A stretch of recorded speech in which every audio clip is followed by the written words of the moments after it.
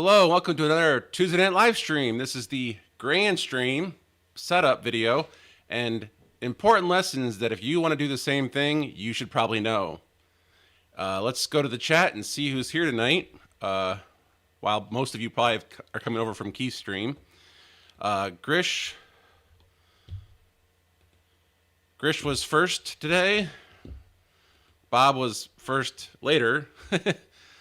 Tony Toro came in early. These are all really early. I usually make the stream and then send it out to people. And so there's usually a rush to be first. So not really quite sure who's who or where, what ratio. Toro, welcome. Hopefully you're back. I haven't seen you yet, but hopefully you are back here. Yeah, I always get confused with the top chat or the all chat, and like it seems like all chat only shows you things that have come in since you've been there, but sometimes it doesn't. So I'm not entirely sure. It's weird. But I think this is actually still earlier because I commented it's at 9 p.m., which is now. Joe's 50th, who knows.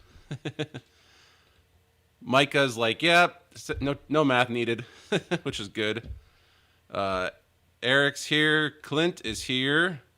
No, I don't think TP is banned because I bought a Switch last year on Black Friday, I think it was. That was TP Link. So you can still buy their stuff, but I do not believe they are the best option considering their security vulnerabilities and whatnot. So Joe's here, Grish is here, Toro is back. Okay. Yes, I think Grish is right. There's like you can only use them in like for home use or whatever it is, but like you can't use them in anything government related. I think that's correct because I think they had a back door. Jeremy is here. Yes, Tony is here. I appreciate you, Tony, joining. Many thanks goes out to Tony for helping me last night because I ran into an issue, and I'll explain it in a second, but I ran into an issue that I thought was just going to work, and then I knew the fix, but because it was Grandstream and I was new, I was confused as to why this was an issue, and turns out I knew the fix, I just didn't implement the fix. And so thank you again to Tony. If you have any Grandstream questions, go check him out. Quick Tech Solutions, you all know his channel. Very helpful and very helpful indeed. So, and there was some discussion on Signal amongst several of us who have a little group. If you watched last week's stream, I actually didn't prepare for it a lot, and that was kind of on purpose.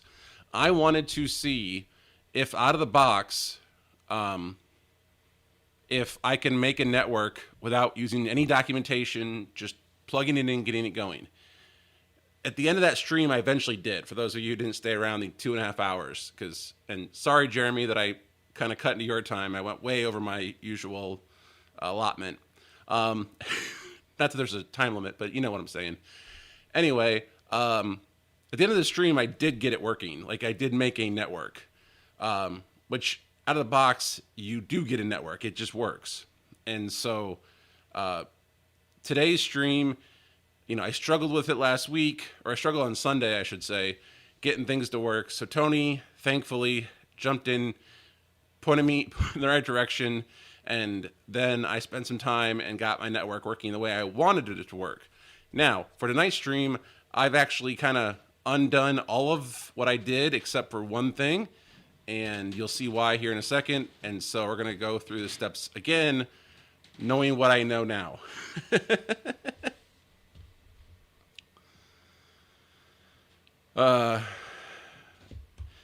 We do have a good crowd in here. What is our statistics? Looks like 8 concurrent viewers and 7 likes. That is great.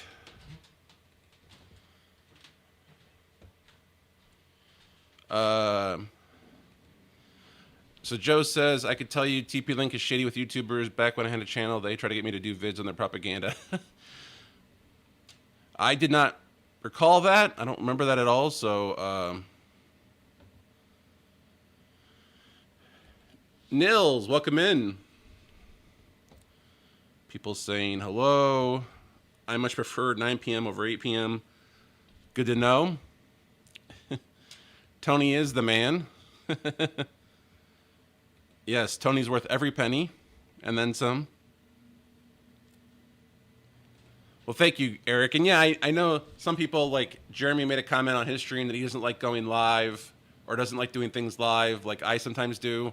I kind of have a mixed approach about that. Like, I don't like when things blow up in my face. Obviously, nobody really does. So that's not cool. But I also do like to do things live to show you what it's kind of like, because things don't usually go perfect and things almost always have issues. And even if you've been in this industry or been in this field for many, many years, you don't actually know everything, and sometimes you muddle through things. And it's in live television, which is my forte, is it's just got to work. How you get there is, depends a lot about your knowledge and what kind of cards you're dealt. But I mean, it's one of those things where the end goal is to get it working or get live on television, and that's what we did last week. That's what I do every day. So it's one of those things where you just got to get there. So I do like doing things live. It's sometimes fun, but it's also sometimes the only time in the week that I get to like sit down here for hours on end and work on stuff. So it's kind of like a twofold, again, like I like to do it live. I like to have time to do it. It kind of goes together. Tony, where you going?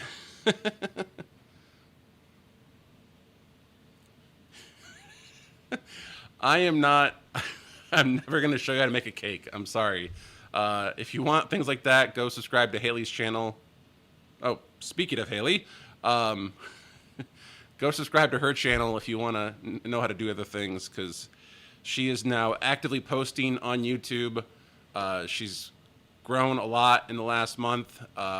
She's got, lot of watch hours now, growing. So please, if you haven't subscribed to Haley, go subscribe to her channel.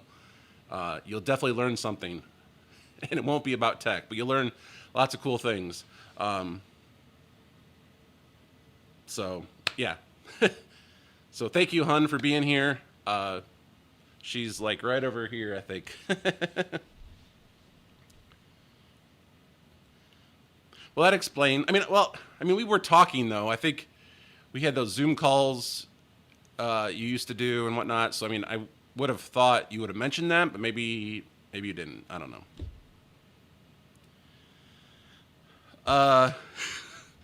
It wasn't Zoom.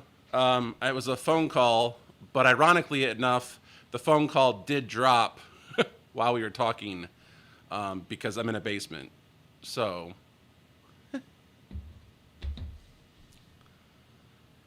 yeah, no dead air. Screw it, we'll do it live. Oh, I get it. No, the trunk port is still alive. Everything else I took down. Yes, I heart you too, hun.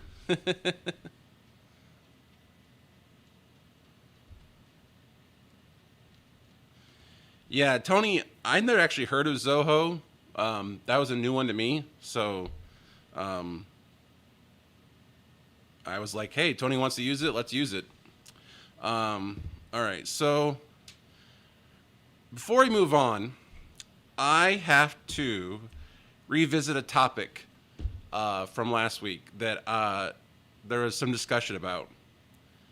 And I bring this up because none of you have noticed. Have you noticed anything different about this live stream? I'm going to give you a second to respond. Because so far, not a single person's noticed.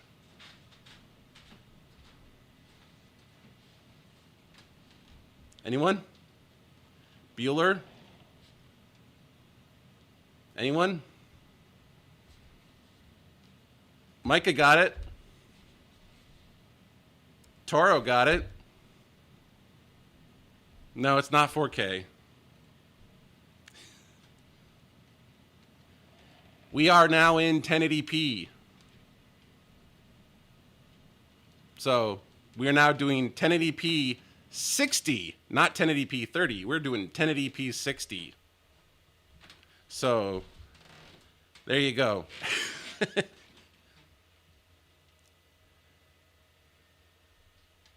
I was able to spend some time.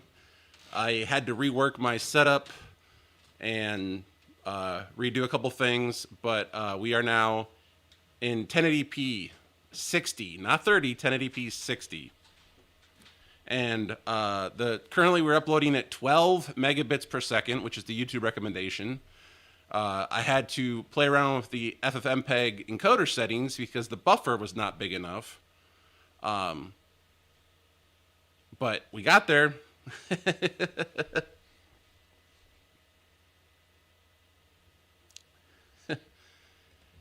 Just listening. You're not watching on your TV? I thought you always watched on your TV. Golf clap.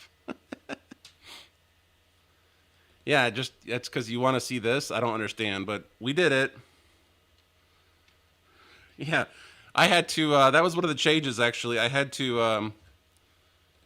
I had to increase the CPU to 16 threads, and we're still at about 50% CPU, just under 50% CPU utilization. Took a while to get there, that's for sure. It was not a fun. It was not fun to make this change.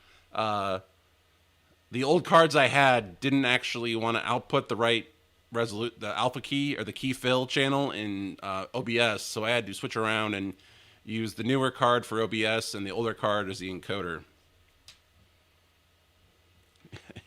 Yeah, we are definitely using that bandwidth. We're not going to 4K. Sorry, not going to happen.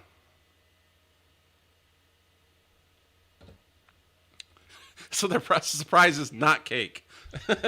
Sorry, no cake. But that would have been clever if I would have had a cake here and cut cake. That would have been clever.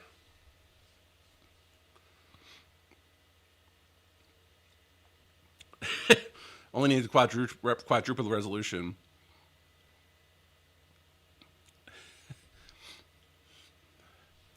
No, I don't.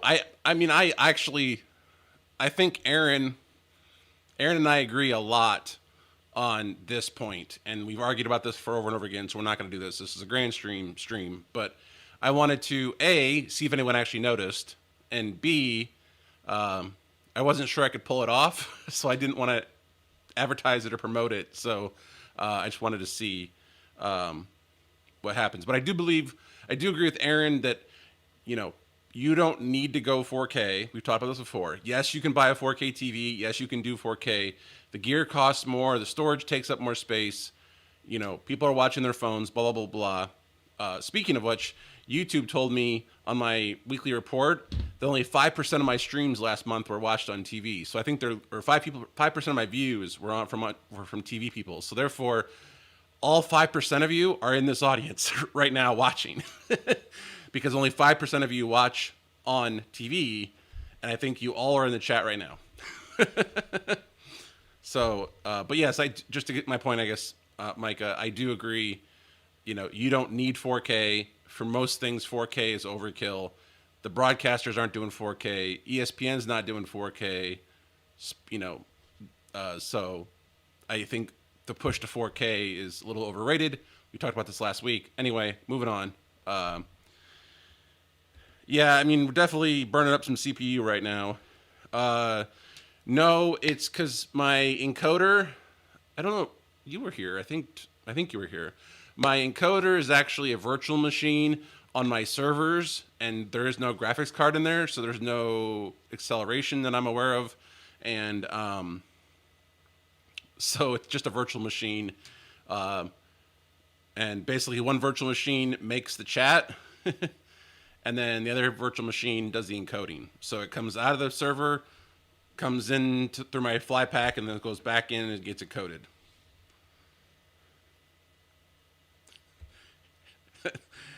Funny, Joe. That's funny. And this is actually what I expect. This kind of, I mean, I know you're laughing about it, but this is actually the kind of the point is you're wasting bandwidth. We're wasting a lot of bandwidth right now to do 1080p 60. You waste more bandwidth to do 4K, and at what point? So you can see that, you can see my face, or you can see the wall in 4K. I mean, I'm not doing sports, and I'm not doing high action. Well, I'm not doing sports. So unless you're doing sports, I don't really see a need for 4K. Personal opinion. We've been there before. I'm leaving it at that. We are the 5%. All right, so let's go on to Grandstream. Where did we leave the network last time? Before we had a network flowing, it didn't really want to work very well. Like I said, I had to get Tony involved, and he pointed out one key factor and that I was kind of overlooking. And so now let's jump in to the web page, and I can show you what I have set up. And of course, it logged me out because of security. So, kind of overall, what do I think? Well, overall, I think it's really good. I actually do, despite my issues, I do think the interface is nice. I think the interface makes sense in a lot of ways.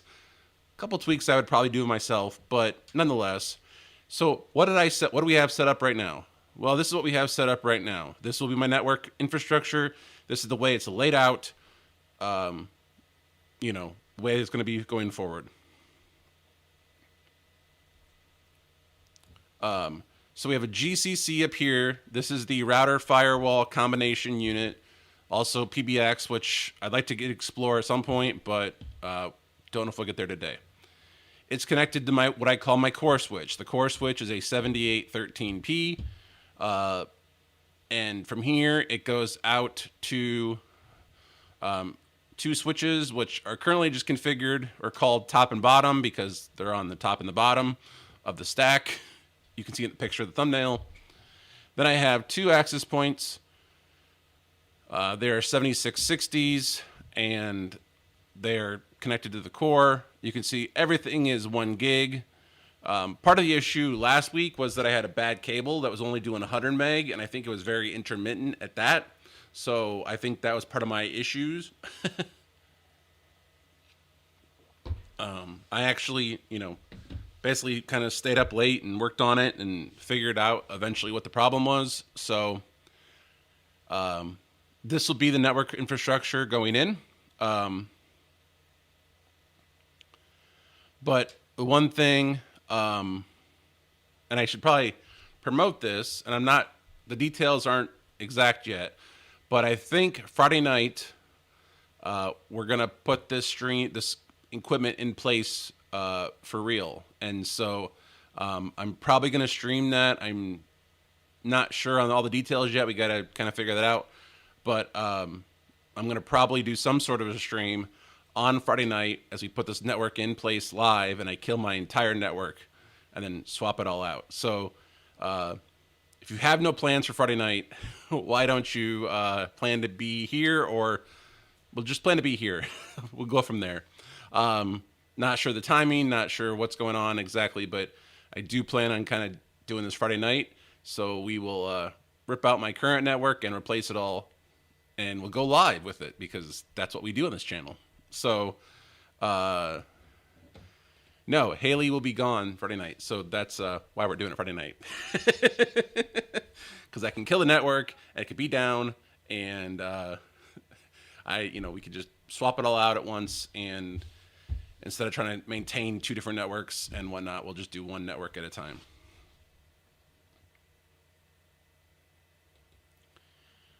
Oh, we're gonna stream. I'm gonna stream. I have an idea, and I we have to do some testing before we can before I can finalize plans. I do not want. I'm not teasing you. There will be a stream. I just don't know if it'll be how we're gonna do it. So we are gonna do a stream.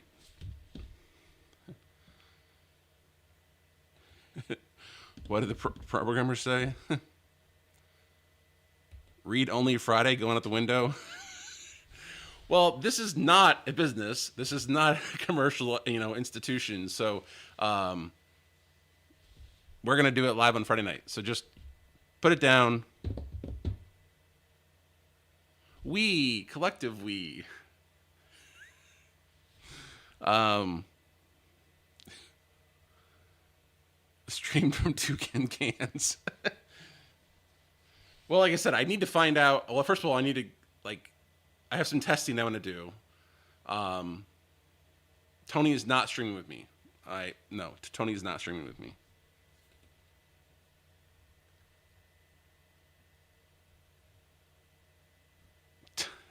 I I wish I need to get two cans in a string. I will sit on the couch. Yeah. So, um, like I said, just if you have time on Friday night and you want to, I guess, be entertained, well, it'll be something. I'm not sure what it'll be, but anyway. So back to the Grandstream. So, like I said, this is the interface. Oh wait, hold on. The issue I ran into, if you're setting up a Grandstream network like this, and this you can see I've kind of gone back to default. I have no VLANs currently. The issue I ran into, and this is where I think it's a combination of me not knowing Grandstream, but also, in fairness, as Tony pointed out, because I watched Tony's video or series of videos on Grandstream, he did not have to do this step.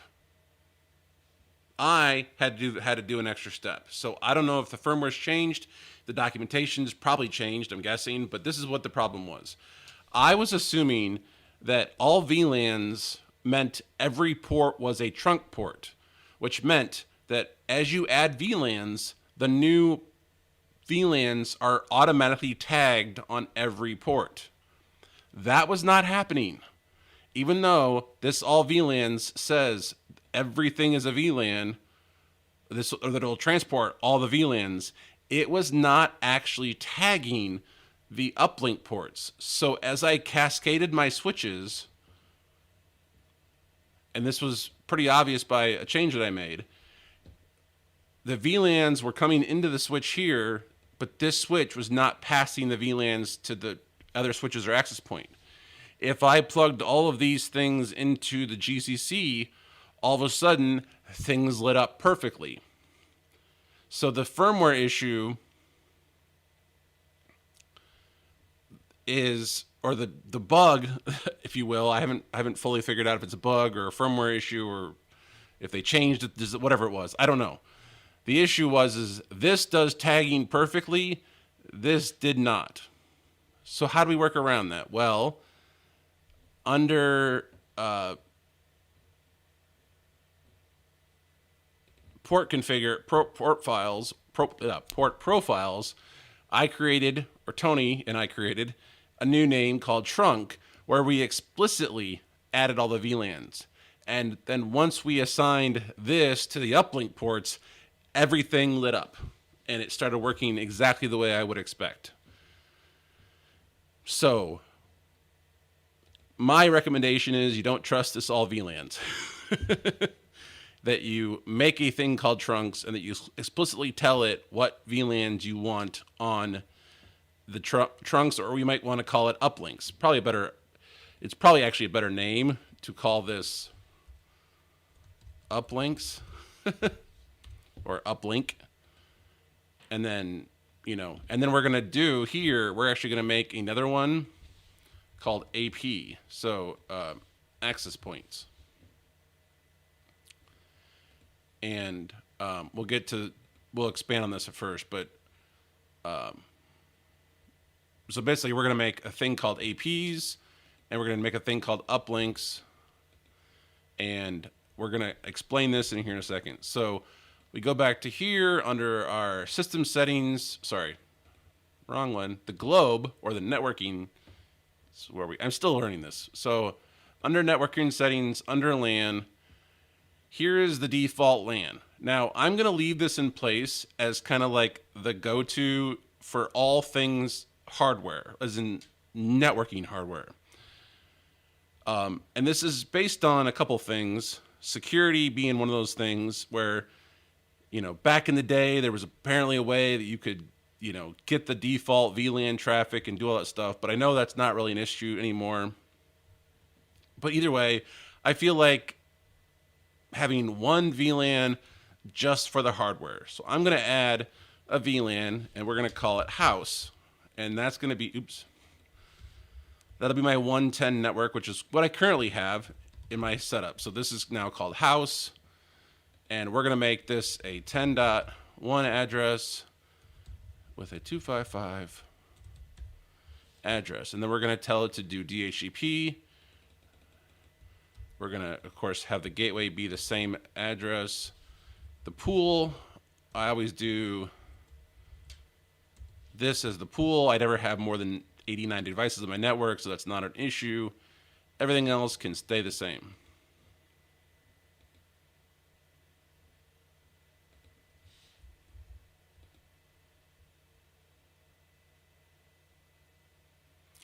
Oh, crap. Hold on. That would...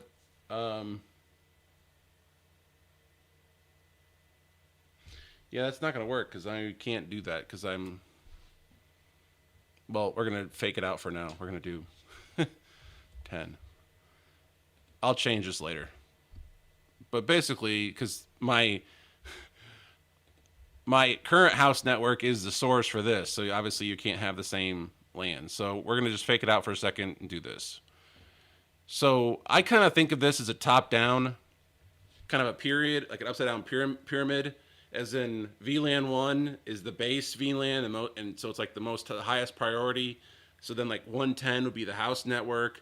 Then I'm going to have a server network. Then I have an IoT network, and move on down from there. So just to kind of explain the thought process here. So I'm going to do 220 would be the server's name.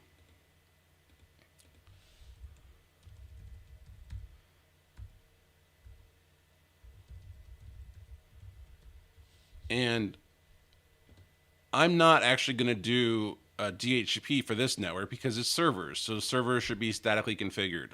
It would also save me a whole bunch of time later on because I don't want to have to make static addressing for everything. And so I'm just going to leave the server one as a non-DHCP one. Let me go back to this, and let me go back to chat because I see the chat moving a lot. There's a video of a guy sending print up. Wow, really? I have the ability to go wireless or stream from my phone, which is one of the things that I want to test. Is can I stream to YouTube from my phone with a wireless microphone? I need a DR for my DR. Yeah, well, DR is like phase 2. We're not even close to that point. You're right. She will come home, so I do have to get it to working.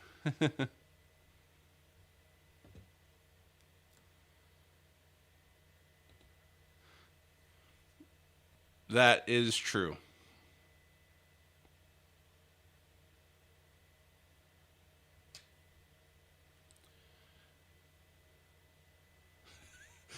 I often feel like that's, in fact, true. Yes, bugs are a fancy word in development, though something was overlooked.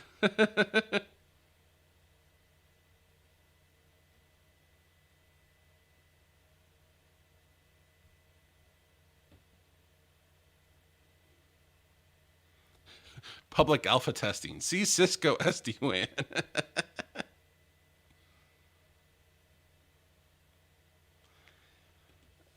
I hope not. I hope the things work.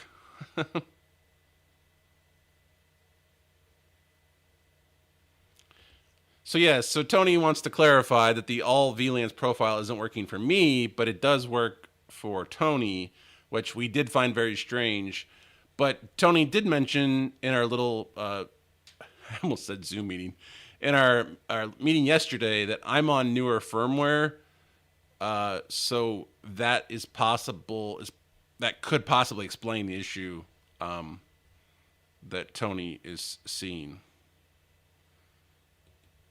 Oh, and as Taro asked the next question, um, we are in the same firmware on the GCC, but I thought you said that my switches were different, or that was just the one switch.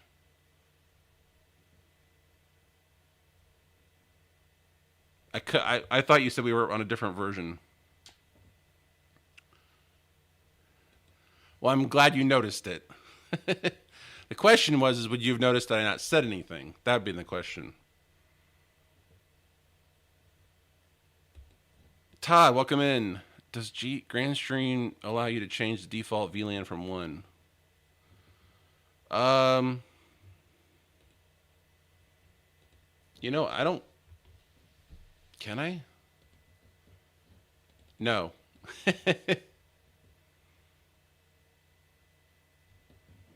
That is not possible.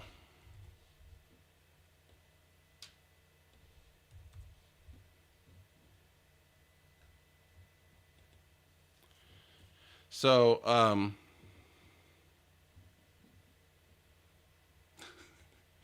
you deleted your own comment?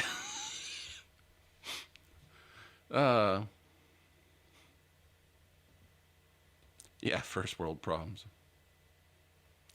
In order to DR, you have to have the D set up first.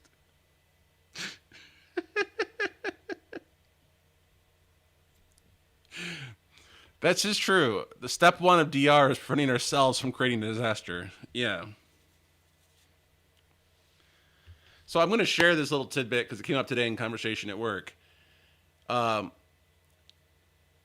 I would recommend that when creating a real DR system, that you don't use the same software as the primary system in the event that the software is the reason for the outage. Meaning, if you use a certain software package and it goes down and it causes all your stations to go down, workstations that is, to go down, if your DR site has the same software on it and it has the same problem, then your DR site will go down as well. So it might behoove you to not have the same exact software on both systems, because if one goes down and it is the cloud, then your systems will also go down. Don't ask me how I know that.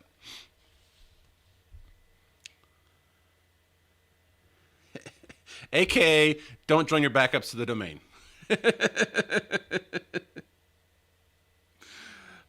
Can we go back to the topology of your VLAN issue again?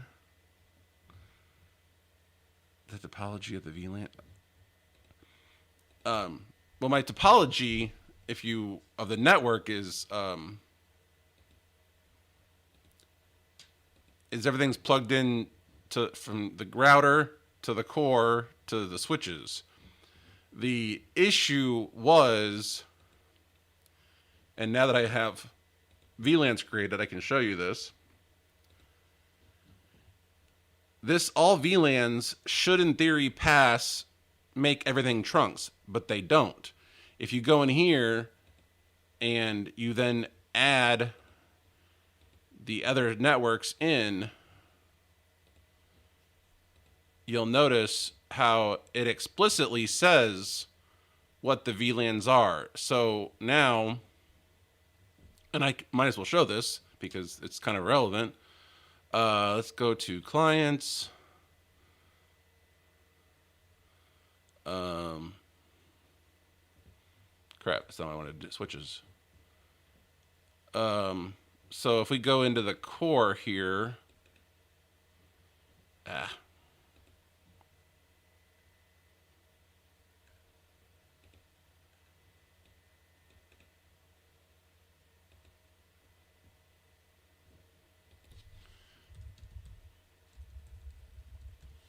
So if we go into the core and show you the VLANs,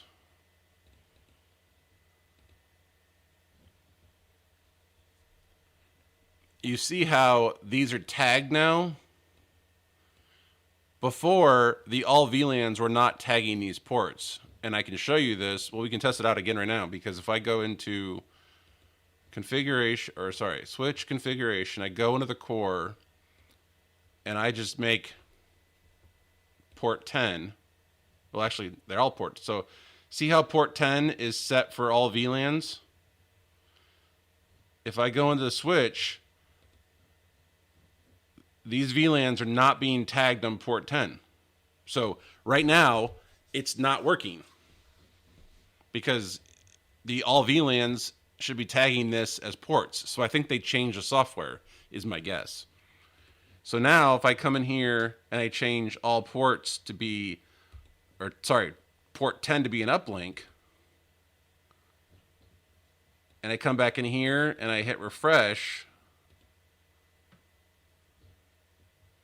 notice how port 10 is now tagging the VLANs correctly. So now these VLANs are going out port 10. So that's the issue that I ran into, is that the all VLANs do not send out all VLANs, at least not on my system. So, because all VLANs would in theory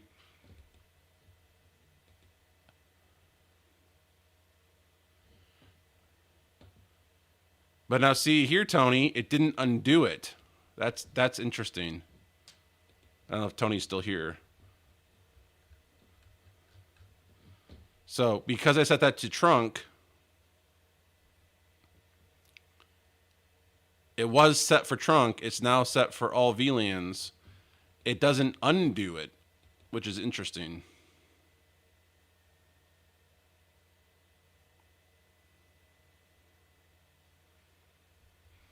So yeah, it's some weird bug, and I mean I'm thinking it's a bug. It could be how they intended it, but this feels weird. It doesn't seem consistent.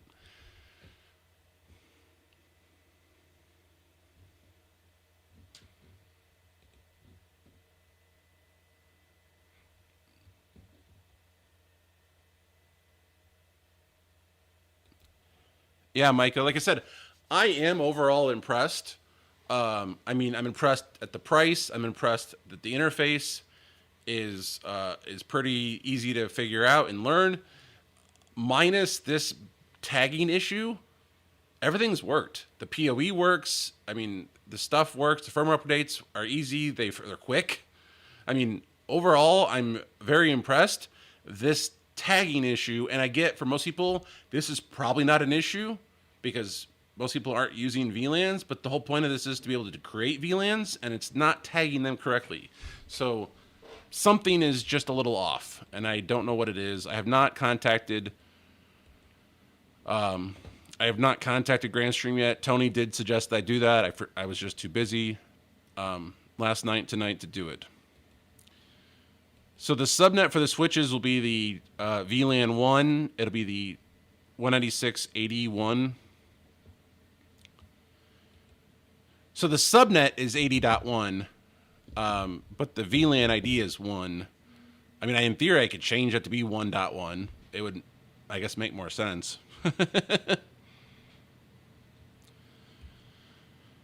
You know, I was actually... Yeah, there apparently you can make up to 14 lags. Maybe Tony can elaborate on this because I've never tried this yet. I don't know, but apparently you can make it part of a lag. So yeah, so you apparently can have 14. They're not on, but they're 14 groups.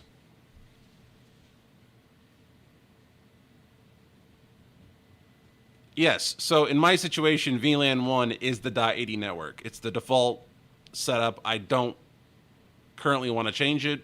I might change it, but at this point, I'm leaving it like that.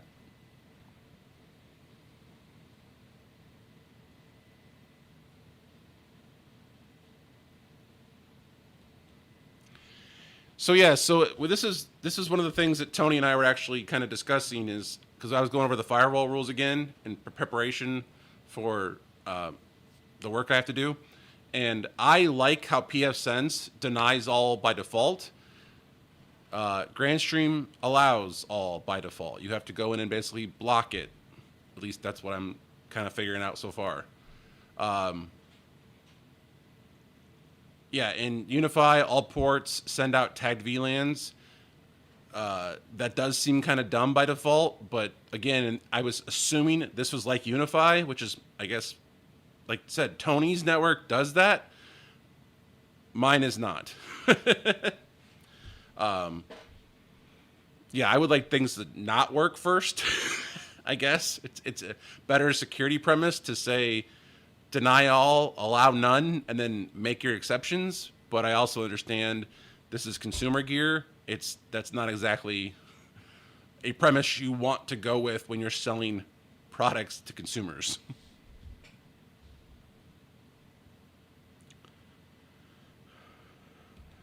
I wouldn't necessarily either, but in a bigger network, yes, we call them port groups in Cisco world. We use a lot of port groups. um, so yeah, I could see a situation where you would have potentially, I mean, 14 lags off of one switch seems like a lot, but if it truly was your core switch, you could do, 14 lags and use 28 of the ports and have each one going to a access point or a sub switch. That's a real world scenario that I could easily see being done, where, because that's what we do at work. We have a core switch and then we run two connections out to every switch. So if we lose a core switch, there's two of them, and then if we lose a link, we're not down. So everything is a lag.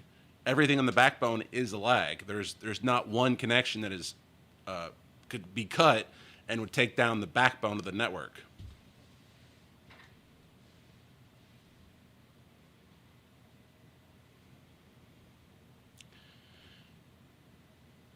True, I guess that would make sense. Firewalls should block things. Switches, I guess, could pass all. That would make sense.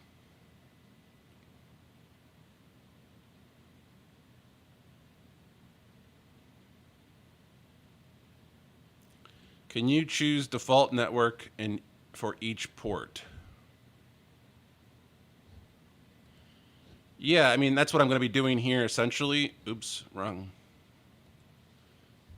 So let's go back to my demonstration, and this might make more sense here in a second.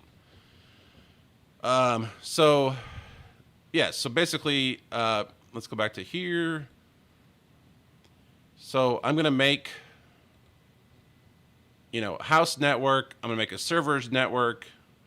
The next important thing for me is gonna be what I call my television. Or I guess probably a better name is YouTube. um, and that would be my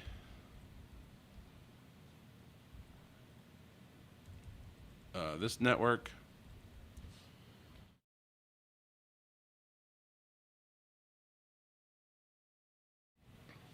Sorry, I had to sneeze.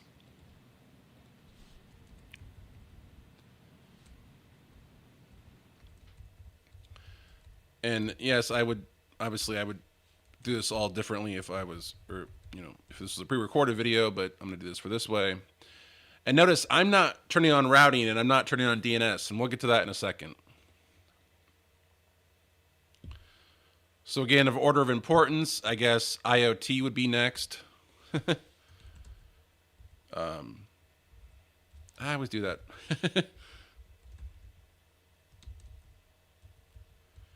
So we're not gonna do IP6, that's for sure.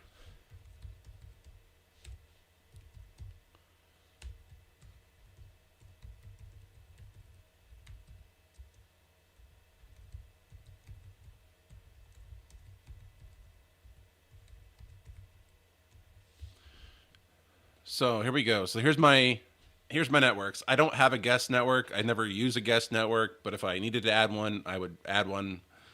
I'm afraid if I do that, I'm afraid if I turn this into a .1, it'd probably break things. So anyway, here's my network as it's going to be. Most important VLAN to the least important VLAN. And so now we're going to go over and create port groups. So under switches, we're going to do port profiles. And again, this is where I'm going to do stuff like this. Now, this is I'm making a port group just for my access points. It doesn't need access to the server network. It doesn't need access to YouTube. It only needs access to the house network and the IoT network. But my uplinks need access to everything because they're uplink ports. So here I'm going to go in and explicitly say, if you're an uplink, you're going to get everything. If you're an access point, you're only going to get the networks that you need to know about. And then I'm going to basically remove the VLANs because this all VLANs one because it's not working the way I want it to work. So this is kind of for the backbone. But now I need to go in and just create a house because I want to assign every port to be house, essentially. Or I need to go create a server one. And I need to go create a YouTube one. And so I'm going to assign it to YouTube. And then I'm going to go finally create an IoT network. Although physically, nothing that's going to get plugged in the IoT network is going to be there, but nonetheless. So here you can see I've now created port profiles for every VLAN. So my access points get only the VLANs I'm going to make SSIDs for. House will get 110, servers 220. I just like 3-letter VLANs, personal preference. You can make them whatever you want to make them.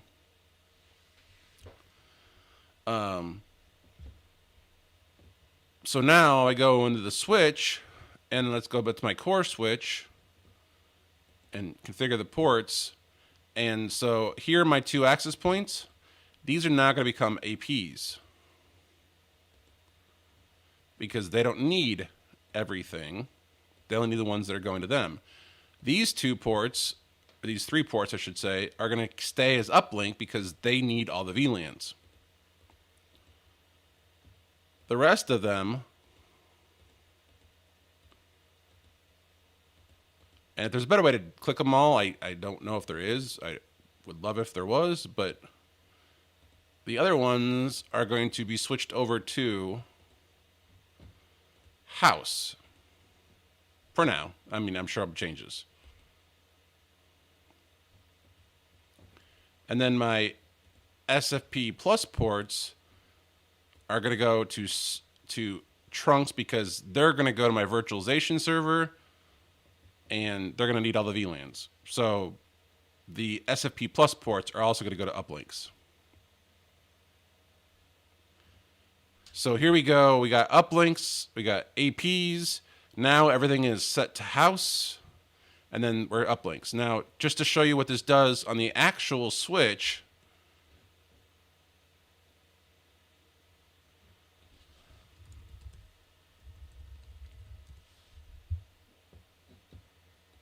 under VLAN, you see how it's they're untagged everywhere else.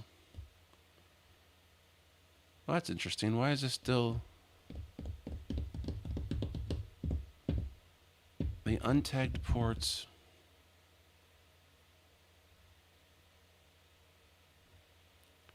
This is weird. This should not be.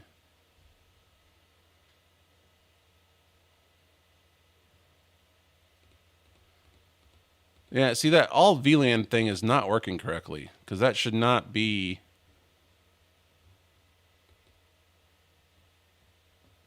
That should not be going to everything.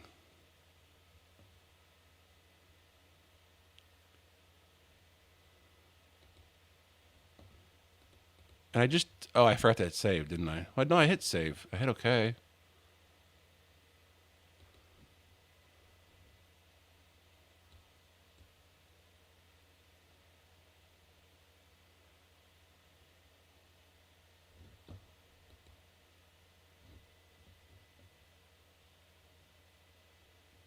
So yeah, so now it's correct. See, this is the thing I don't like. It still doesn't do it. Something is just funky about that all VLANs thing. I really gotta reach out to Grandstream because that is not correct. Like that should not be the way it works.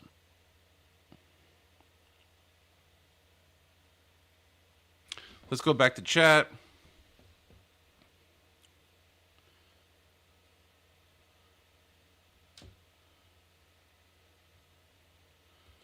Legs plus STP is in a ring. Oh, I get it. Yeah.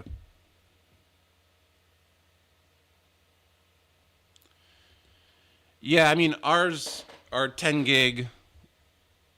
They're essentially 10 gig lags. They're each 10 gigs and they're combined together.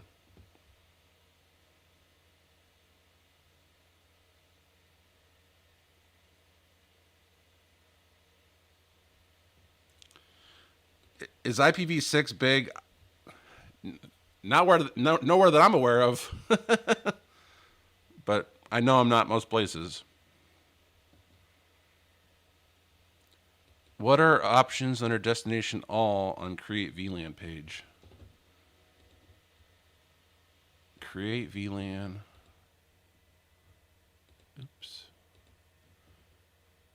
Under create VLAN.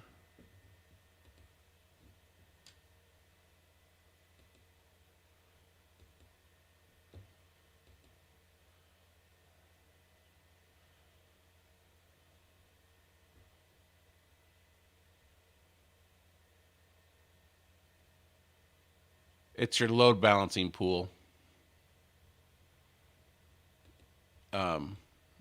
which I'm haven't begin to touch. I know Tony talked about it briefly, or just talked about it on his channel, but I'm not even close to talking about that yet.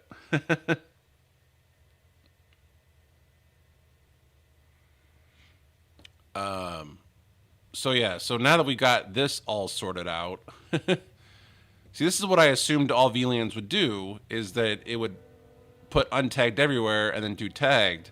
However, I don't actually want that in my current setup because I don't want the untagged ports to be network one. I want them to be house. So I have to. Ex- I should probably stop here and say, if you're a beginner, this is nowhere near what you should be doing right now. this is like level 200, or if not higher stuff, because I want to cover my network in a way that is probably not normal for most people. So, disclaimer: if you're new, uh, don't start out with this because you're going to create yourself a lot of headache. I also recommend making a sandbox one for those machines where people go, "Hey, can you look at this machine?" Yeah.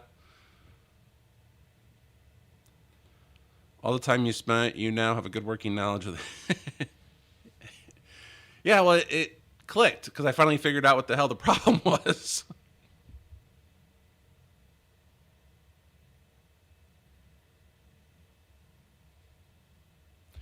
No, I mean, in a super security method, you would make you either disable those ports or make those on a VLAN that goes nowhere. I am making it because in my network, the core switch is going to be connected to basically the office, the living room, the theater room, and that's and the garage. So actually, the garage will be an uplink. So it'll be connected to basically the theater room, the office, and the living room. Those are all regular home connections. I want to be able to plug in and get internet on a network I know. So I'm creating home or house as my base default network. The default network, the one that Grandstream specifies, will be for hardware. So the networking hardware will be on its own VLAN. The servers will be on their own VLAN. The IoT devices will be on their own on their VLAN. My whole flypack desk setup will be on its own VLAN, and then there'll be a house VLAN for things like laptops, Roku's, TVs, HD home runs, things like that, that just need internet access and need to exist and that I trust. So the only network I'm going to make here that's not trusted is essentially the IoT network, and the rest of them I'm just subdividing, frankly, because I can, and because I probably might put some limitations or some priority on, my YouTube subnet will probably get priority over the rest of them, in terms of like performance, not limiting in any way, shape, or form. I'm just saying in terms of packets, like the QoS network or the QoS network settings will be, YouTube first, IoT last, if you will. Hopefully that makes some sense.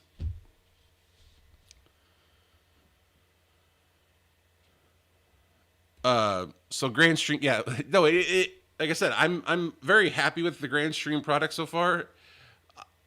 This bug, which I keep referring to as a bug, is kind of was debilitating. It was very aggravating. It was very frustrating. I'm just going to keep using adjectives. But now that I know that's what the issue is, it's really easy to fix and get like swipe away.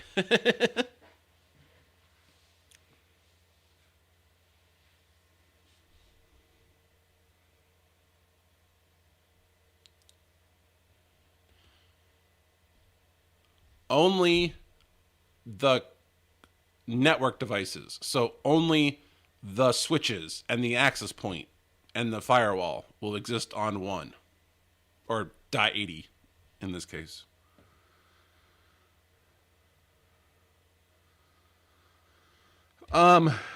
This is a good question. I would say no, because, well, I guess in theory I could, because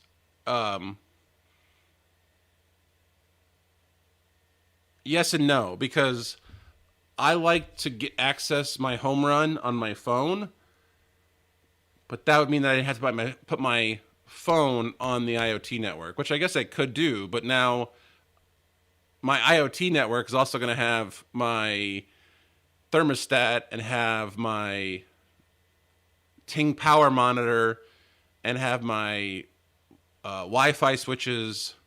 So that would be internet only, basically. That's a better way to put that. The IoT is internet only things.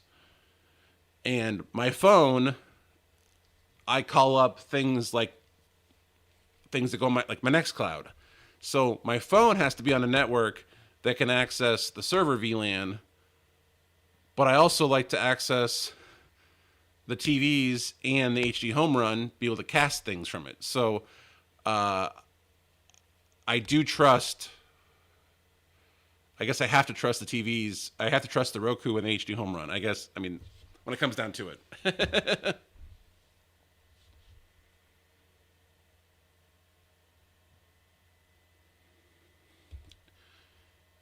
Yes, I mean, yes. PF Sense. If you set it up and you have a NIC in PF Sense, it can make the same VLAN tags that I'm making now. Oh yeah, no. That .80 will be for physical network gear. I actually do have Plex. I have a small collection, but I do have Plex. Um, but we really don't watch it like all the time. It's not our DVR service. It's not like I don't use it for that. It's literally movies and TV shows. Um, so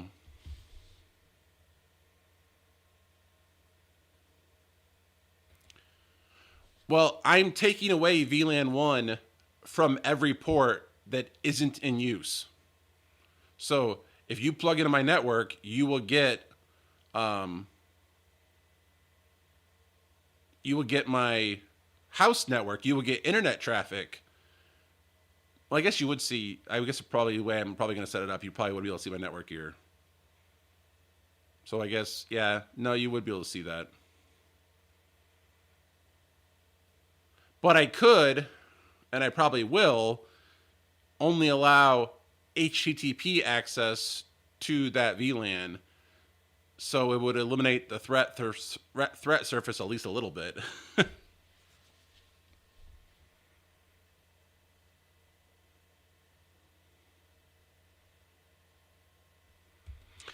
Yes, I do need to. Actually, I do need to buy the Plex lifetime pass. That would be. I do need to do that.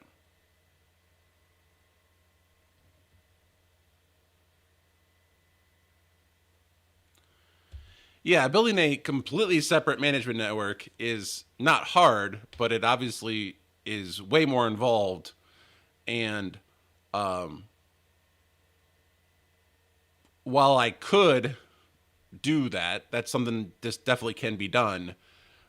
I'm more separating things out of just good security practice than necessity. I'm also tend to believe like if you're in my network, if you're in my building, if you're in my house, I've already been compromised. So if you're in my building and or in my switch in my house and you can walk up to a switch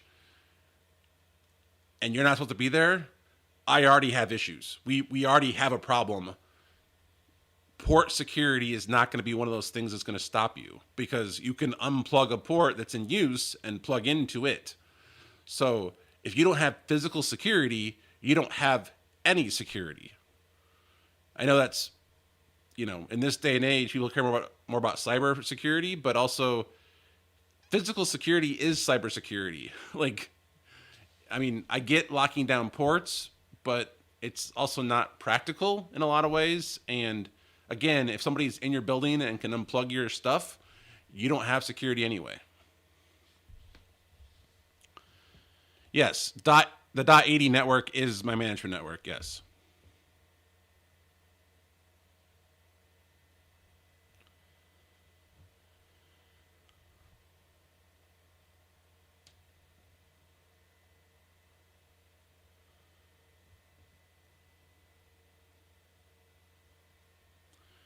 I, I, I I'm not sure I follow this conversation. I'm gonna leave that one to go. Alonzo, welcome in. True, this is technically all overkill. That is true, but I'm not gonna do port security. So so yeah, so let's go back to my. We're gonna keep walking through this network because we can.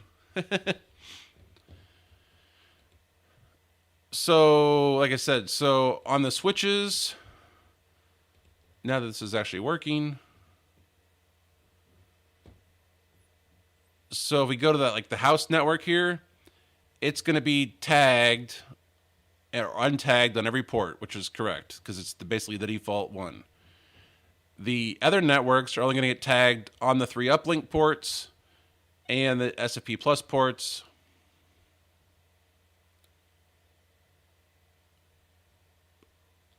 So yeah, so that looks correct. Basically, this is this is the way I look at it now. If you configure it through here in the GCC, this is trust. This is verify. That's the way I'm going to look at this from now on. I'm going to trust that it's set up correctly with these port profiles, but I'm going to go verify that it's in fact set up correctly because that's kind of the way it needs to be from now on.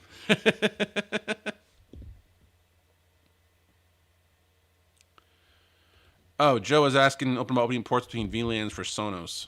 Yeah, I don't have Sonos, but I would not recommend you do so. But then again, I don't know.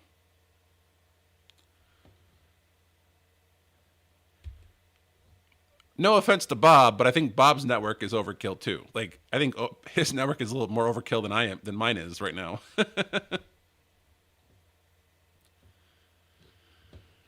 And eventually, and I probably should have thought about this beforehand. Is I do actually want to set up a voice VLAN, so I probably should. Oh God, now I don't even know what voice VLAN. You have to create a voice VLAN.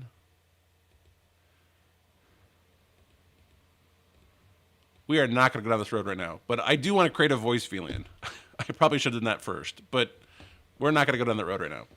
So anyway, so like I said, so now we've kind of figured out my biggest issues, which is the tagging of ports.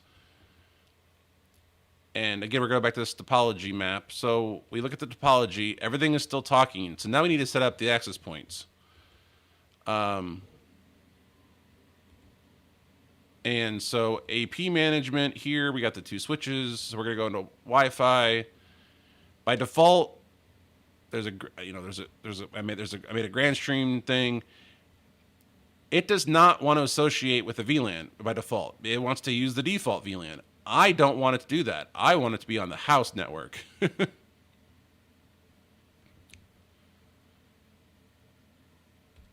So I'm going to change this to be associated with the house network. And I'm going to add a VLAN or SSID called, for now, I'm just going to call it IoT. We're going to add the IoT network. We're going to turn off 5G because nothing on the IoT network needs 5G.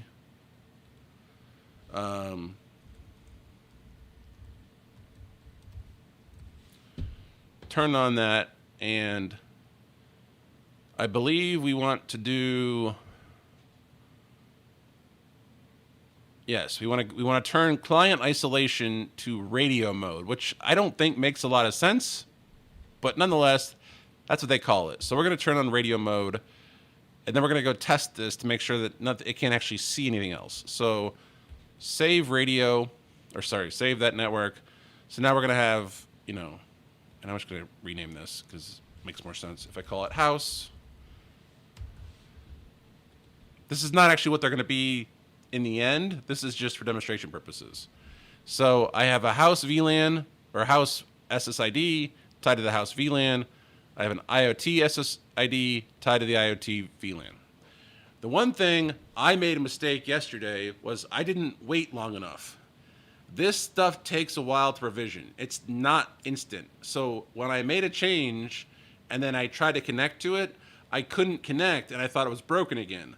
You have to wait at least a minute for this thing to kind of settle down. And that was one thing that I did not expect.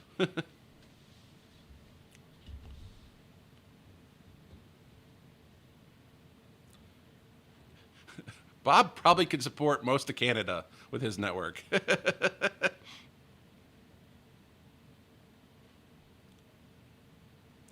No offense taken. Yeah, at one point, Bob and I exchanged pfSense configs, and I had a hard time. I'll admit, I have a hard time following what Bob's doing. I was like, "What are you doing with this?" And "What are you doing with this?" And yeah, so. If you think I have an overkill network, meet Bob. I would love to know more about your overkill network. I mean, it just kind of...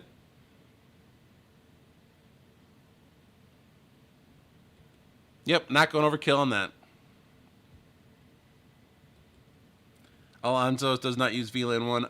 Yeah, I mean, I think the days where that was actually an issue are kind of gone, but if you're using modern software, but I get your point. Oh, so Tony says you create so I could create I got it, okay.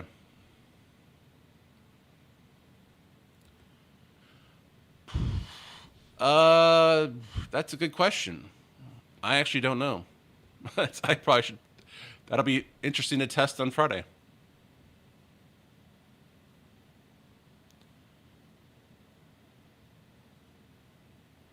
So, from what I was reading, understanding, and Tony, correct me if I'm wrong, radio mode is isolation mode so that the clients can't see each other.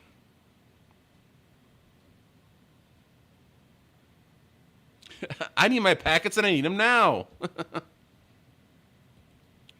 I did. I that is true. I did learn some things about pfSense. This is a true statement.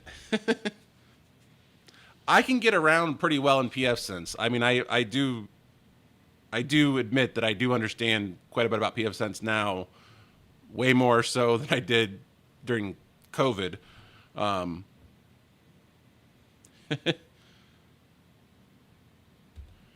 does Grish use pfSense commercially?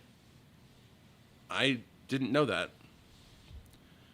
So yeah, so Tony says in radio mode, the clients are isolated from each other, which for IoT is probably preferred. For my house network, not so much. So now that we've had time for these things to provision, I'm going to pull up my phone. I'm going to join the house network.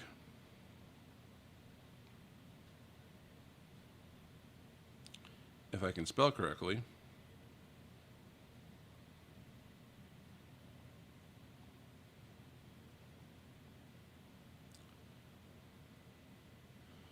All right, so now I am now on the home network.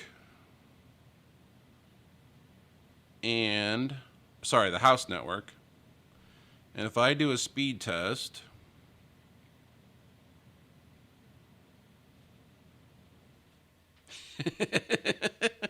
I know I'm sitting next to these things, but this is not a result that I got. This result I got upstairs as well.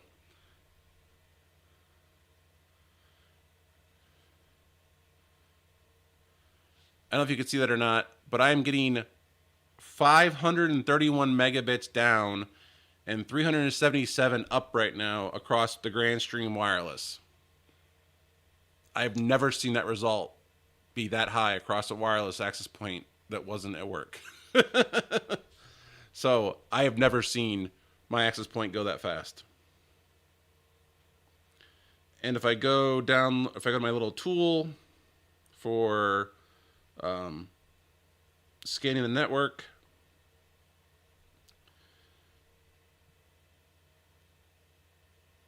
I can currently see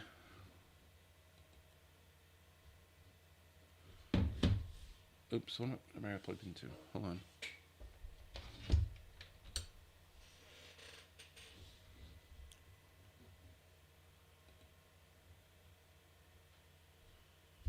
So I'm going to go to my little network and scanner tool.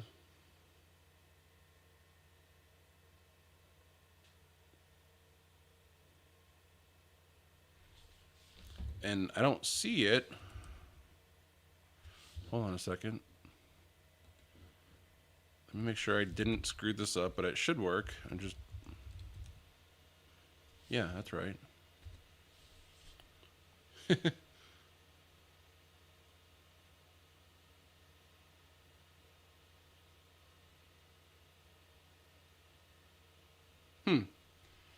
I'm not seeing my laptop from the wireless network. That is a little...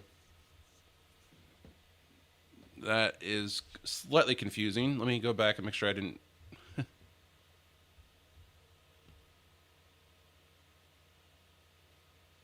Uh-oh. What did I do wrong?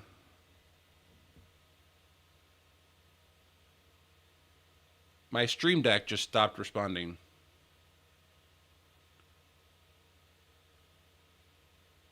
Oh, hold on. I know what I did. Hold on. I think I gave it the wrong subnet. My Stream Deck has stopped talking to my switcher because I think I gave it the wrong VLAN. So yeah, I did.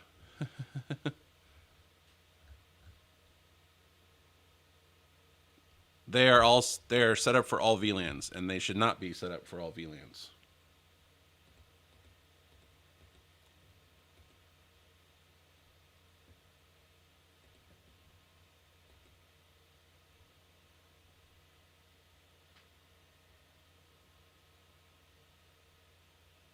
And now it works again. Okay, good.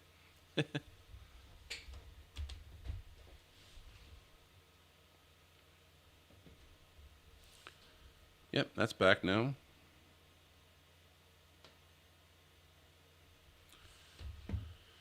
All right, so back to chat for a second. Grish uses PF Sense at church.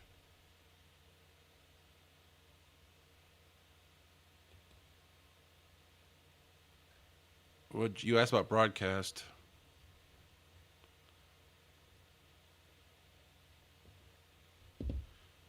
Yeah, that's why I don't want. That's why I don't want my TVs and Roku's on the IoT network, because I want to be able to broadcast or stream things with ease. Um,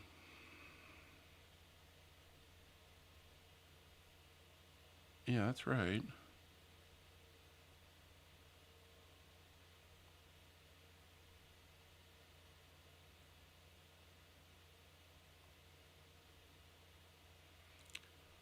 Interesting, my land scan tool's not seeing my laptop. But anyway, uh, no problem, David. Welcome in.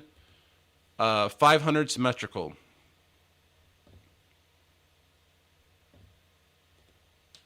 It does seem over provisioned at this point, yes.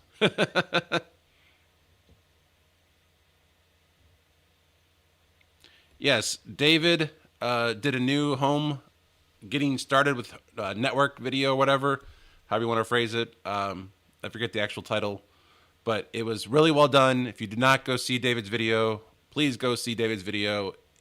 It's awesome. I gave David a suggestion because I want to see the same video, only done with IPv6, because I think he'd do a great job explaining IPv6 to everybody.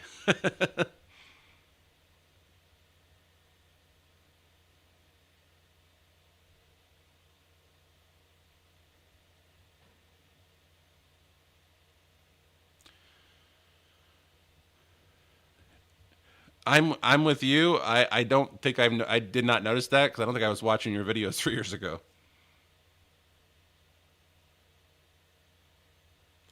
It was very clean and very to the point. It was excellent. I do not have the UCM, but my new GCC 6010 has a PBX built in. So I will be doing Grandstream PBX, but I do not have the UCM. So if we go back to here, why did it break again? Hold on. What did I do wrong this time? Oh, I think I. Oh, I know. Okay, hold on. Yeah, that's right. Sorry, um my Stream Deck lost communication again. For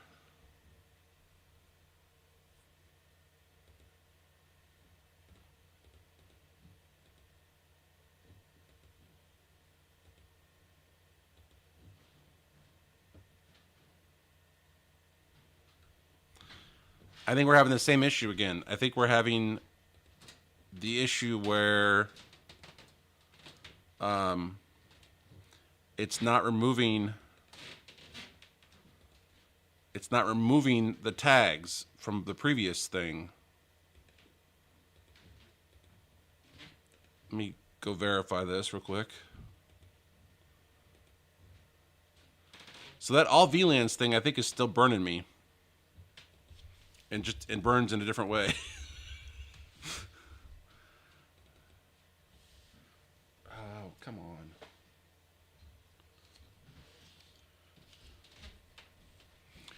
Now I gotta go figure out which password this is.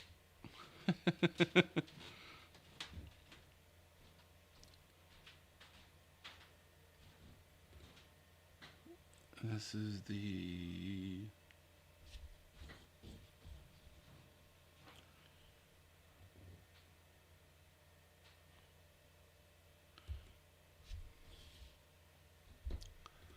Hold on, I'd love to show you this, but right now I can't exactly show you this because I can't get to it.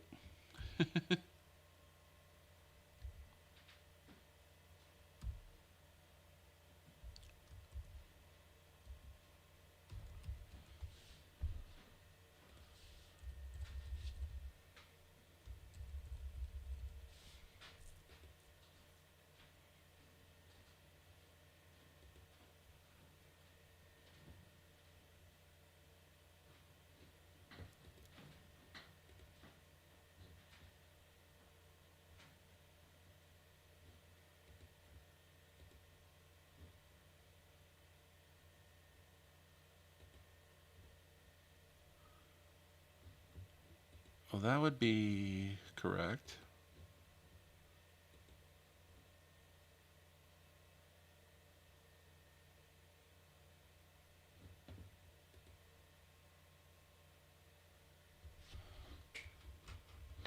Hmm. This is definitely.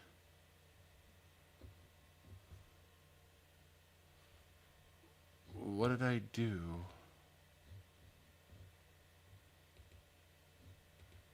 Yeah, I don't know I don't know why the stream deck broke. Why did the stream deck break? What did I do?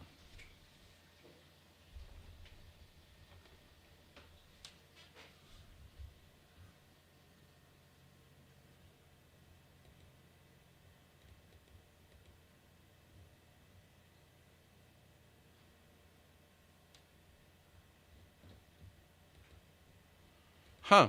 Okay, I don't know. I for some reason this was working and then it just stopped working. So what did I break?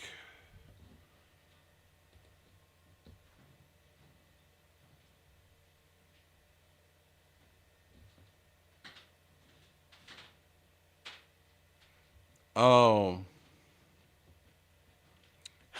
I think I know what's. I think I got a new IP address. I think it renewed its IP address because if I bet you money. Hold on, let me go back to. I wish I could show it to you, but I'm not there yet.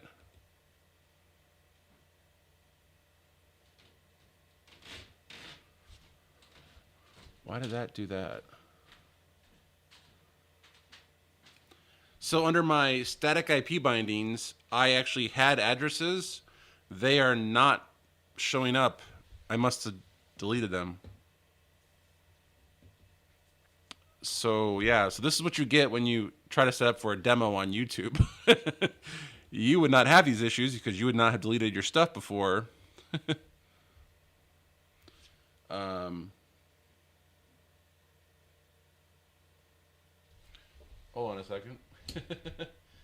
Easiest way to do this is to unplug everything and plug it back in. And then it'll get a new address on the right network, hopefully.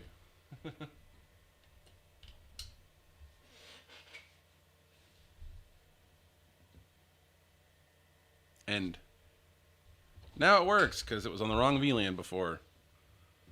So, yay! There it is. All right, so back to chat.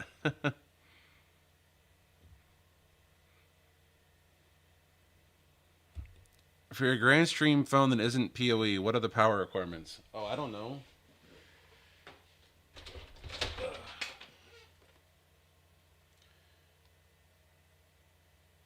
5 volts at 800 milliamps.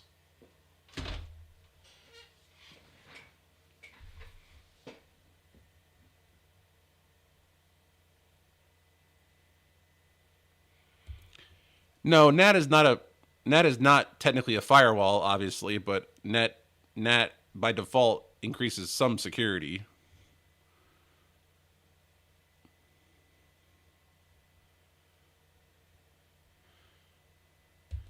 Thank you, Bob, for posting the direct link.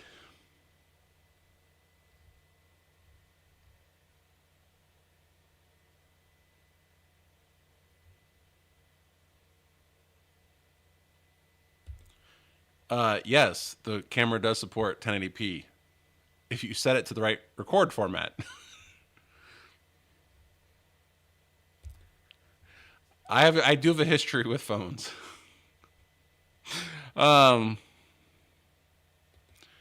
my original video released in 2020 earned me over 5,000 subscribers and $22,000 in earnings. Holy crap.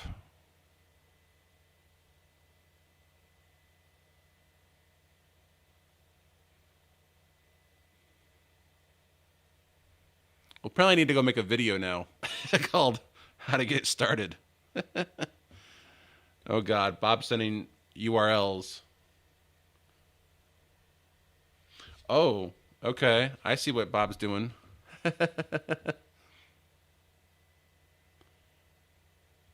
Oh, I'm buying that thing. That is cool. Assuming that the power connector is the correct size, which I don't know if he'll tell me or not.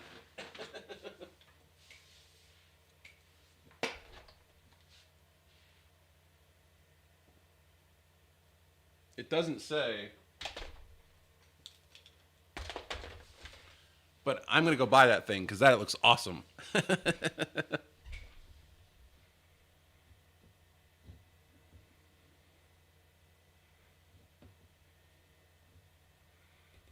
No, that is cool. I thank you, and I will actually. This is a good segue. I will make that an Amazon affiliate link because that is cool. And currently, if you're interested, the EcoFlow River 2 Pro battery is actually on sale, like a 40% off sale. And I have a link down below in case you're interested. So if you're interested, go subscribe or go buy something from my Amazon affiliate links. Not one person has bought anything yet, which is not surprising. I do not expect anyone actually to use them, but should you be in the market for Amazon stuff, check the description down below. All right, hold on a second. I'm still confused about why I am not seeing my laptop. It's working and I'm getting internet access, so obviously my system is working. But so let's try. So we have not tried out the IoT network. So let's go try out the IoT network.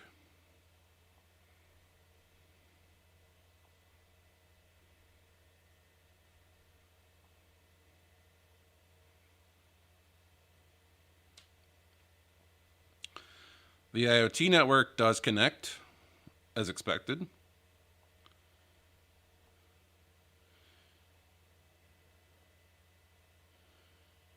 And it now sees, because I actually changed this for a reason, it now sees my entire fly pack. So it sees the Raspberry Pi, the ATEM, and the HyperDeck. So it does, in fact, show off everything on the network. So we've got connectivity on both wireless networks.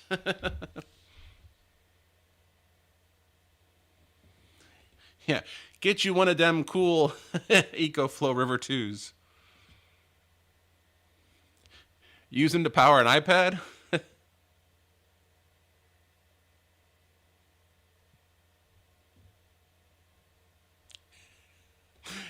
You've What'd you buy? I mean, I don't care. I'm just curious.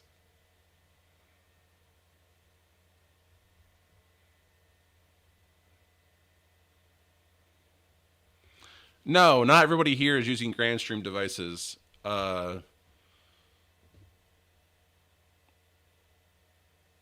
know Bob is all Unify. I think David does MikroTik.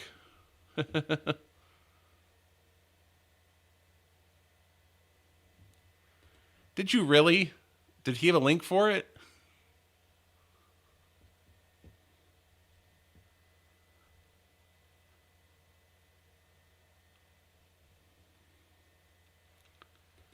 Yeah, those PO that PO I gotta find the right thing. I gotta find the right barrel size, I guess. I'm not sure. Um,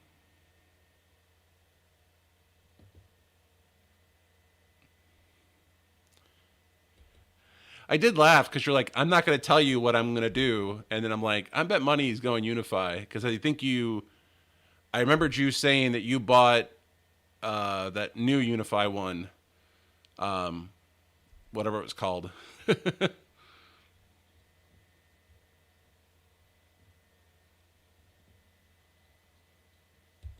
Oh, sorry. Unify and PF Sense. He's not all Unify. Like he's Unify networking, but PF Sense for his firewall. He's like Joe, same thing.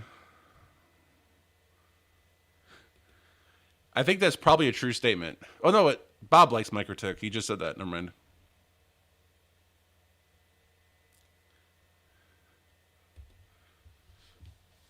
I kind of figured, but yeah. I did tell someone at work the other day, I was actually it was today, that I had a Amazon affiliate link, and he's like, "I wish you would have told me last night." And I said, "Why?" He goes, "Because I just bought a battery backup unit." I'm like, I should have told you yesterday." um,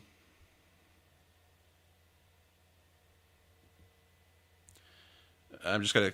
So Grish has a says Microtik is decent for what you pay. Alonzo has a Microtik 4-port switch, or what has the 4-port switch on his watch list.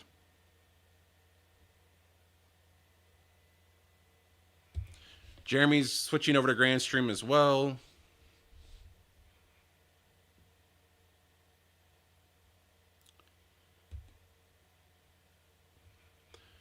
I can understand this. I can appreciate this. I mean, you obviously, I mean, like I said, there is some sort of weird software bug ish, whatever, at least from what I can see. So I could see that. Yes, Tony says he is switching his network over on Sunday. Maybe he'll feel inspired by my live stream on Friday and stream his network cut over.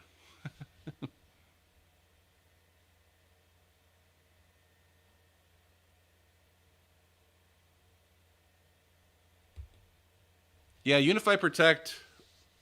It was definitely looks good, looks fancy.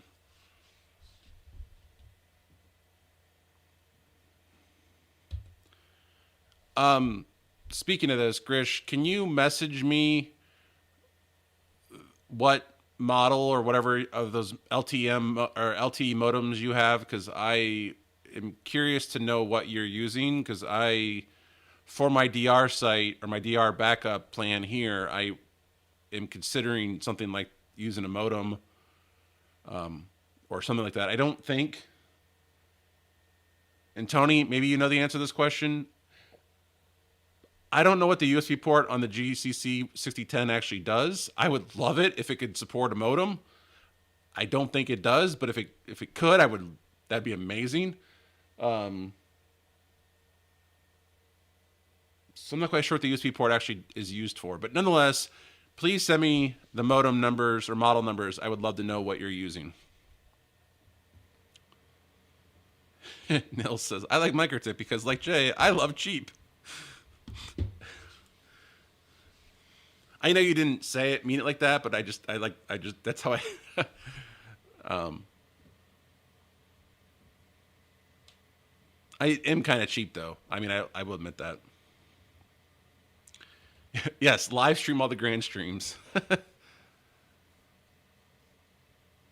I actually got the idea to live stream my cutover from Aaron, who did his like network thing a couple years ago. It is amazing. My PF Sense Cisco Unified to Grandstream video from like 2 weeks ago got over 2,000 views, which is by far the fastest video to ever get there. It's only the second video to top 2,000 views, period, on my channel. And so it's funny how things just take off. And I actually credit you guys for commenting early and leaving, Tony and I went back and forth on comments on that video for like a day. And boy, it just shot up like crazy. I mean, it was just amazing.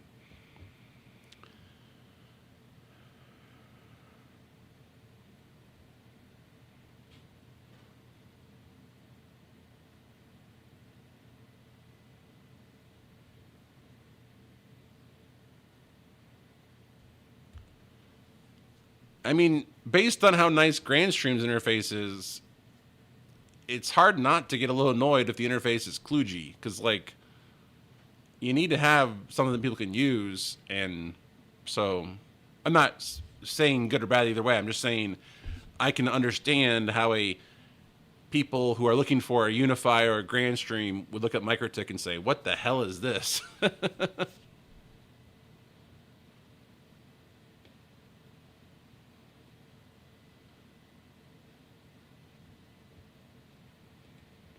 Yeah, you really you've done your work on or NVRs. That's for sure.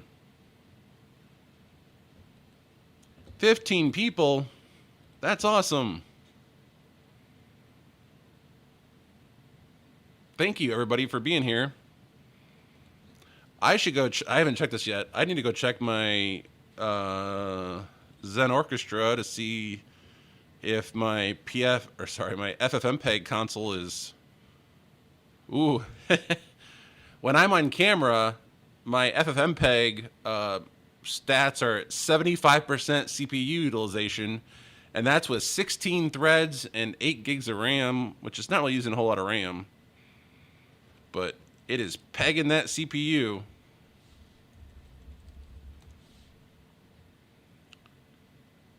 But so far in the stream, not a single buffer error on the FFmpeg. So, and I hope you've seen nothing. So we've definitely gotten this figured out for sure.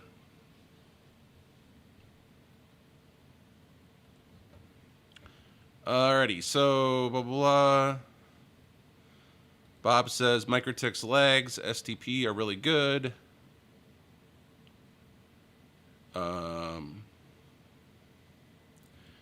I would assume that, but you never know. Is Jeremy doing a post show? That'd be a good question. I have not seen Jeremy post in recently, so I hope he didn't fall asleep.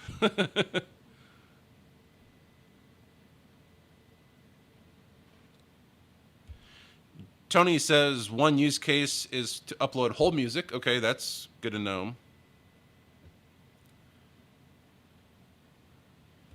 So now you need to do a pfSense with Grandstream video. Oh boy. Thank you. 17 viewers. Yeah, that probably is a record, honestly. That probably is a record. So thank you all. My webpage does not show 17 viewers, but nonetheless, thank you all for being here. So let's go back to Wow, chat is like, I'm way behind. Yeah, there is 2 different versions of Microtik, isn't there?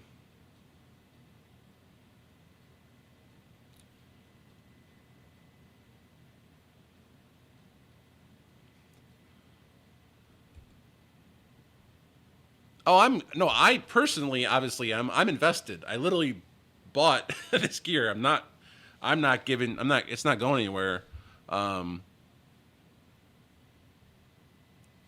I do have no intention of going back to pfSense, unless there's something that just can't be done on this thing, which I don't think there is.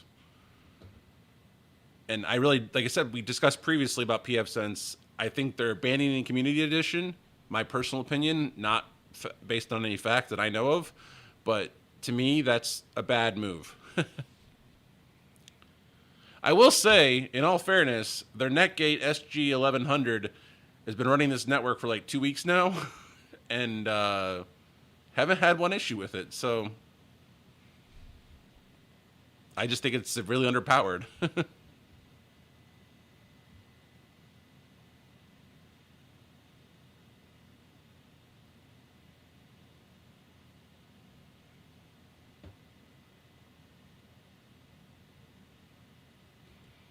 It is. Competition is definitely good, and yeah, I mean, there's a lot of Unify fanboy channels out there. You all know who those are, and so it'd be nice to see some Grandstream videos and change people like that. People's mind that there are other options out there. So, yeah.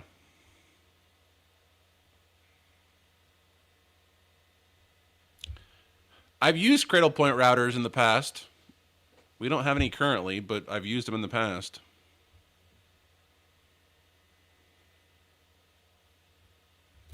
That is correct. I don't even know where my U-Ray box went. It might be in the trash, actually. I don't know where it went. I don't see it anywhere. Yeah.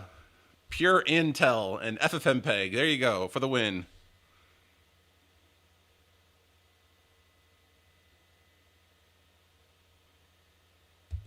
It is. I'm very happy with this setup.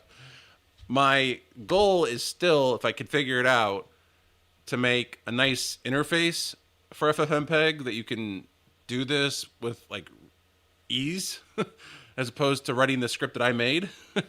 But definitely, is definitely working, and I love the fact that I don't have to have more hardware around, and you know, I still would like to get some sort of dedicated hardware appliance into my fly pack, so I'm not reliant on my virtualization servers, but it definitely is working. So,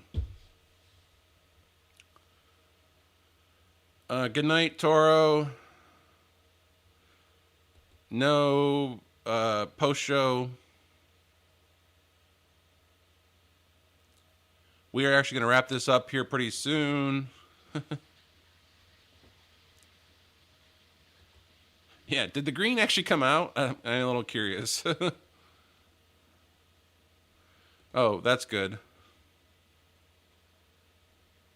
I can't believe some sand is making this stream possible. Lots of sand, lots of different chips.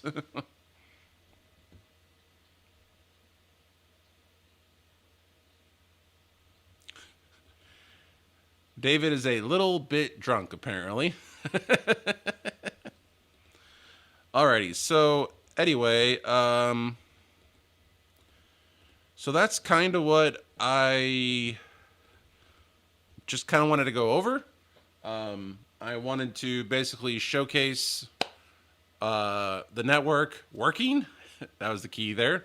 I did want to explain the all VLANs problem and some of the issues that I ran into. We did confirm the Wi-Fi does in fact work the way I had intention. We got the VLANs and the port profiles set up. So I will probably do some more tweaking this week, just to kind of make sure everything's good, everything's ready to go. And then on Friday, I will be streaming one way or another. I'm not entirely sure what I'm doing yet. It might just be my phone with that cheap Temu wireless microphone. I don't know yet. I do have Haley's gimbal, and so my current thought process is to use my cell phone with that wireless mic and the gimbal, and then it can just follow me around as I work on things. But I'm not sure yet. So, like I said, if you are available Friday night, I will be streaming. So tune in. I don't know a time yet. I will post the thumbnail and let you know when I know. So anyway, like I said, see you Friday night. If you haven't seen David's video, go watch David's video. You all know the drill.